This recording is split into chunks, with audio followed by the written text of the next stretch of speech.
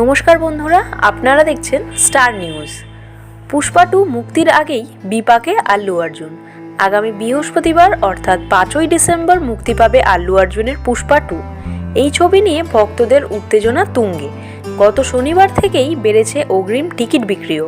কিন্তু এসবের মধ্যেই বিপাকে পড়েছেন আল্লু অর্জুন নিজেই, তাও আবার নিজেরই করা মন্তব্যের কারণে।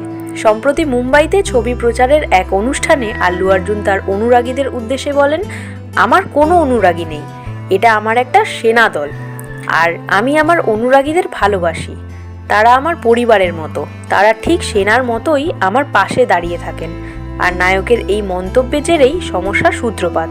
হায়দ্রাবাদের জওহরনগর থানায় শ্রীনিবাস গৌর নামে এক ব্যক্তি অভিযোগ দায়ের করেন আল্লু অর্জুনের বিরুদ্ধে, কারণ তিনি অনুরাগীদের সেনার সঙ্গে তুলনা করেছেন। নায়কের বিরুদ্ধে অভিযোগপত্রে বলা হয়েছে, ভবিষ্যতে আর যেন তার অনুরাগীদের তিনি আর্মি সম্বোধন না করেন, কারণ সেনারা সম্মানীয়, তারা আমাদের দেশকে রক্ষা করেন। তাই আল্লু অর্জুন তার অনুরাগীদের এই সম্বোধন করতে পারেন না। পরিবর্তে আরও অনেক বিশেষণ রয়েছে যা তিনি ব্যবহার করতে পারেন। যদিও অভিযোগ দায়েরের পর এখনও পর্যন্ত অভিনেতার তরফে কোনো প্রতিক্রিয়া পাওয়া যায়নি।